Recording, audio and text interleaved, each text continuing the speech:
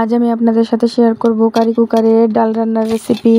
কারি কুকারে দিয়ে দিলাম পরিমাণ মতো তেল। তেলটা দিয়ে এবার দিয়ে দিলাম আগে থেকে কেটে রাখা পেঁয়াজ আর রসুন। পেঁয়াজ রসুনটা হালকা নেড়েচেড়ে ভেজে এর মধ্যে দিয়ে দিলাম জিরা। জিরাটা দিয়ে আমি পেঁয়াজ রসুনটা হালকা নেড়েচেড়ে ভেজে এর মধ্যে দিয়ে দিলাম আগে থেকে ধুয়ে রাখা মুসারির ডাল, হলুদ মরিচ ফাঁকি, লবণ। এবার আমি সবগুলো উপকরণ ভালো করে কষিয়ে দিয়ে দেবো পরিমাণ মতো পানি। এখানে আমি গরম পানি দিছি। দেখুন এই পর্যায়ে ডালটা আমার একদম সেদ্ধ হয়ে গেছে। এবার আমি একটা ডাল ঘুটার ঘুটনি দিয়ে ডালটা একটু ঘেটে দেব। আপনারা আমার রেসিপি ফলো করে এইভাবে ডাল রান্না করে খেয়ে দেখবেন, আশা করি খুব ভালো লাগবে। আমি কারি কুকারে রান্না করতেছি, আপনারা গ্যাসের চুলায়, লাড়কি চুলায় যেভাবে মন চায় রান্না করতে পারেন। দেখুন ডালটা একদম গলে গেছে।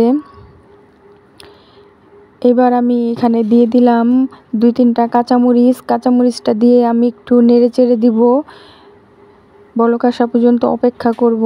দেখুন কাঁচামরিচটা দিয়ে একটু নেড়ে চেড়ে দিলাম, এবার বলক চলে আসছে। এবার এখানে আমি দিয়ে দিলাম আগে থেকে কেটে রাখা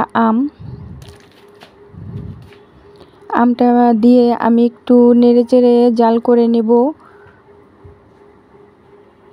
দেখুন এই পর্যায়ে আমার ডালটা একদম রান্না হয়ে গেছে। আপনারা চাইলে এইভাবে ডাল রান্না করে খেয়ে দেখতে পারেন, আশা করি সবার কাছে ভালো লাগবে। সবাই সবার জন্য দোয়া করবেন। আল্লাহ হাফেজ।